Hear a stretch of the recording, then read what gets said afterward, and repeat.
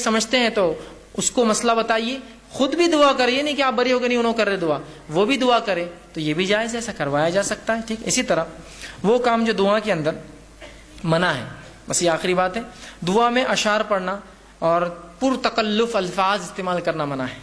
اشعار، شعر شاعری، مطلب بالکل طرز میں دعا پڑھتے نا، فلاں فلاں فلاں فلاں فلاں، وہ چلتے رہتا کچھ لوگوں کا، بالکل ایک ٹیپ چلتا ہو شاعری اور فلاں اور فارسی شاعری کے اندر دعا کرنا، اور پر تکلف الفاظ، بہت ہی تکلف ایسے الفاظ کی پیچھے والے خالی دیکھ رہے ایک دوسرے کو کیا کر رہا بول کری، نہیں دعا ہے اس کی، پر تکلف الفاظ. ٹھیک، یہ درست نہیں، بخاری کی روایت ہے. اسی طرح ابن ماجہ کی روایت ہے، آپ صلی اللہ علیہ وسلم نے فرمایا کہ دعا میں غیر ضروری باتیں کرنا منع ہے. غیر ضروری باتیں کہ جنت ہونا، یہ ہونا، اس میں فلاں ہونا، بس جنت کا سوال کیجیے، جہنم سے نجات کا سوال. اسی طرح اپنے گناہوں کی جو ہے دنیا میں سزا مانگنے کی دعا کرنا یہ منع ہے کہ آپ اللہ سے ایسی دعا کریں. صحیح مسلم کی روایت ہے، ایک صحابی نے ایک دعا کی، اللہ میرے گناہوں کی سزا مجھے دنیا میں دے دے، اور وہ بیمار پڑ گیا. آپ صلی اللہ علیہ وسلم ان کی عیادت ہوئے، کہا تو نے کیا کیا ایسا؟ تو کہا اللہ کے رسول میں نے ایک دعا کی، اللہ میرے گناہوں کی سزا دنیا میں دے. تو کہا کیا تیرے میں اتنی طاقت ہے جو دنیا میں گناہ کی سزا تو بھگت سکے؟ کہا تو نے یہ دعا کرنا تھا، ربنا آتنا فی الدنیا حسنۃ، اللہ دنیا بھی آسان کر، وفی الآخرۃ حسنۃ، آخرت بھی آسان کر، وقنا عذاب النار، آگ کے عذاب سے بچا. کہ تو انہوں نے ایسی غلط دعا کی کہ ان کو بخار چڑھ گیا تھا، اللہ نے قبول کی، ان کو اس کی بدلہ مل رہا تھا، تو پھر انہوں نے دعا کی، بخار چلا گیا. تو اپنے لیے دنیا میں میرے کو دے دے بول کر نہیں کرنا چاہیے، اللہ ہو گئے مجھ سے گناہ معاف کر، نہیں اللہ میرے کو سزا دے دنیا میں جتنے میں نے کی، کہاں سے بھگت سکیں، کہیں زندگیاں بھی لائیں گے تو نہیں بھگت سکتے ہم. ٹھیک ہے، تو معافی طلب کیجیے، یہ سب سے طریقہ. اسی طرح ابو داؤد کی روایت ہے، اپنے لیے، اپنی اولاد کے لیے، اپنے جو ہے خادموں کے لیے اور اپنے مال کے لیے بد دعا کرنا منع ہے. اپنے لیے، اپنے بیوی بچوں کو بد دعا دے رہے آپ، اپنے مال کو برا بھلا کر رہے، اپنے غلاموں کو برا بھلا کر رہے، بد دعائیں دے رہے، منع ہے. اس سے آپ نے ابو داؤد کی روایت میں روکا. اسی طرح بخاری کی روایت ہے، موت کی دعا کرنا درست نہیں ہے. آپ یہ دعا کر سکتے ہیں، اللہ اگر موت میرے لیے بہتر ہے تو موت دے، زندگی بہتر ہے تو زندگی دے، لیکن آپ یہ نہیں کہہ سکتے اللہ مجھے موت دے دے. بہت سی عورتیں ہوتی ہیں، کچھ ہوا نہیں ہوا، اے اللہ اٹھا تو بھی لے میرے کو، اے اللہ اٹھا تو بھی لے میرے کو، بس ہر تھوڑی دیر کو اٹھا تو بھی لے میرے کو. مطلب آپ موت کی نہیں کر سکتے، یہ دعا نہیں کرنا چاہیے. ٹھیک، اسی طرح ہوتا ہے بہت سی بار انجانے جانے میں لوگ بد دعائیں دیتے ہیں، جیسا اولاد کو نہیں دینا چاہیے، بچوں کو نہیں دینا چاہیے، اس لیے کہ آپ صلی اللہ علیہ وسلم نے فرمایا، وہ جو حدیث تھی پہلی میں پھر دہرا دیتا ہوں، اولاد، اپنے خادم، غلاموں کو، بچوں کو بد دعا نہیں دینا. آپ نے فرمایا، دیکھیے کیا فرماتے ہیں، اپنی جانوں، خود کو، اپنی اولاد، اپنے خادموں اور اپنے مالوں کے لیے بد دعا نہ کرو کہ تمہاری زبان سے ایسے وقت کوئی بد دعا کے کلمات نہ نکل جائے جس وقت اللہ اسے قبول کر لے. تو عورتیں بھی ہوتی بہت سی بار بد دعائیں دیتی بچوں کو، ناز پیٹا ہے، یہ تو میرا فلاں ہے، یہ تو ایسے ہے، بد دعائیں مت. اس کو کبھی اپنا عام معمول میں بنائیے. اچھے لوگ، انبیاء، صلحاء کبھی بد دعائیں نہیں دیتے، ورنہ ہمارے پاس تو ایک معمول ہو گیا نا، بچوں کو مائیں بد دعا دیتی، کچھ بد دعائیں دے رہی کہ تم ایسے ہو جاؤ، تنگ کر دیے، ویتاگ لا دیے میرے کو، فلاں ہو جائے، تمہارا تو بیڑا غرق ہو، اللہ نے قبول کر لیا تو، اور پھر وہی مائیں پھر دعائیں کریں گی، اللہ اس کا بیڑا غرق کیوں ہو رہا ہے، پھر آپ نے تو بد دعا دیے تھے. خواہ مخواہ اچھے الفاظ، برے الفاظ مت نکالیے. ٹھیک، اسی طرح موت کی دعا کرنا منع ہے. اسی طرح خطا رحمی اور گناہ کی دعا کرنا منع ہے.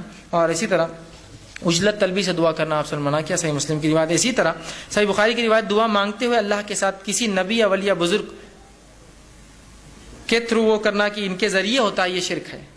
آپ صلی اللہ علیہ وسلم فرمایا اور کہا، بخاری کی روایت ہے، اور فرمایا جو شخص اس حالت میں مرا کہ دعا اللہ کے سوا دوسروں کو شریک ٹھہراتا تھا، وہ جہنم میں جائیں گا. کتاب کہتے ہیں، اے فلاں کے تم فلاں کر سکتے ہو، تمہارے ذریعے سے شریک کر رہے ہیں آپ اللہ کے ساتھ، مطلب یہ بھی اتنا ہولڈ رکھتے ہیں کہ اللہ کو منوا سکتے ہیں، شرک کر رہے ہیں آپ اس کے ساتھ، تو یہ نہیں ہوں گی. اسی طرح آپ نے فرمایا غیر اللہ سے دعا مانگنا سب سے بڑی گمراہی، یاد رکھیے. اللہ کے علاوہ ہم دوسروں سے جو دعائیں کرتے ہیں، یہ بہت بڑی گمراہی، یاد رکھیے.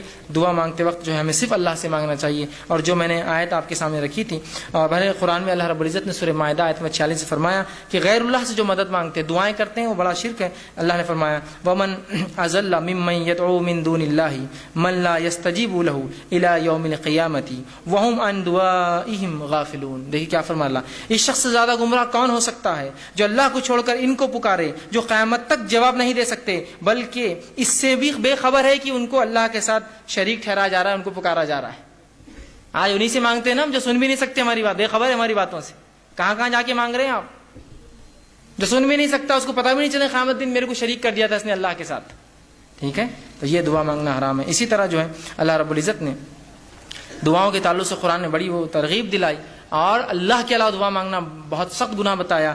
2-3 آیتیں رکھ کے بات ختم کرتا ہوں. اللہ رب العزت قرآن میں فرماتا ہے اور یوں کہتا ہے، اللہ رب العزت نے فرمایا یا ایھا الناس ضرب مثل فاستمعوا لہ، اے لوگو غور سے سنو اے انسانوں، غور سے سنو، اللہ تمہارے لیے ایک مثال دیتا ہے، ایک مثال دے رہا ہے. کیا مثال ہے؟ سنی. ان الذین تدعون من دون اللہ لن یخلقون ذبابا ولو اجتمعوا له، کہ وہ لوگ جن کو تم اللہ کے علاوہ پکارتے ہو وہ ایک مکھی بھی پیدا نہیں کر سکتے. جو پیدا نہیں کر سکتا وہ سن بھی نہیں سکتا. وہ ایک مکھی بھی پیدا نہیں کر سکتے. اور مکھی پیدا کرنا تو دور، اگر مکھی ان کے سامنے سے کچھ لے کر اڑ جائے تو اس سے واپس چھیننے کی طاقت بھی نہیں رکھتے. بڑے کمزور ہے جو ایسوں سے مانگتے ہیں، اور بڑے کمزور ہے جو لوگ مانگنے والے ہیں. کتنا کمزور ہے نا. آپ کس سے مانگ رہے ہیں؟ جس کے سامنے چڑھاوے رکھے ہوئے ہیں. ایک مکھی لے جائے تو اٹھا کے مار بھی نہیں سکتا ہو، آپ اس سے مانگتے ہو. جو مکھی پیدا نہ کر سکے اس سے دعائیں کرتے ہو، جبکہ وہ مکھی اڑانے کی طاقت بھی نہیں رکھتا جو شخص. وہ خود غافل ہے آپ کی ان دعاؤں سے. قیامت کرو انکار کریں گا آپ کے شرک. اللہ میں نے تھوڑی کہا تھا ان سے مجھ سے مانگو، یہ لوگ پکڑ لیے مجھے اس کے بعد. ٹھیک ہے. اسی طرح یہ جو سورہ حج کی آیت نمبر 73 اور 74 تھی. آگے اللہ رب العزت سورہ ابراہیم آیت نمبر سورہ فاطر سورہ نمبر 35 آیت 14 13 اور 14 فرماتا ہے والذین تدعون من دونہ ما یملکون من قطمیر. وہ لوگ جو اللہ کے علاوہ کسی اور کو پکارتے ہیں دعاؤں میں، انہوں نے تو ذرہ بھی پیدا نہیں کیا. ذرہ قطمیر کہتے ہیں کھجور کی گٹلی کے اوپر ایک چھلکا آتا ہے پتلا، وہ بھی نہیں پیدا کیا انہوں نے تم جس سے دعا مانگتے ہو. ان تدعوہم لا یسمعوا، اور جب تم پکارتے ہو سن بھی نہیں سکتے ہو، بہرے ہیں ان کو سنے نہیں آتا ہے. دعاکم، تمہاری دعاؤں کو سنتے نہیں. ولو سمعوا ما استجابوا لکم، اور اگر سن بھی لے، کوئی زندہ ہے سن بھی لے تو تمہاری دعاؤں کو قبول نہیں کر سکتا، طاقت نہیں تھی قبول کرنے کی. آگے فرمایا وَيَوْمَ الْقِيَامَةِ يَكْفُرُونَ بِشِرْكِكُمْ، اور تمہارے اس عمل، اس شرک سے انکار کریں گے روز قیامت. اللہ ہم نے نہیں بولا تھا ان کو ہم سے مانگو، یہ بعد والے ہم کو پکڑ لیے، تو اپنے شرک کا انکار کریں گے جو تم لوگوں نے کیا ہو. وَلَا يُنَبِّئُكُمْ مِثْلُ خَبِيرٍ، اور فرماتا ہے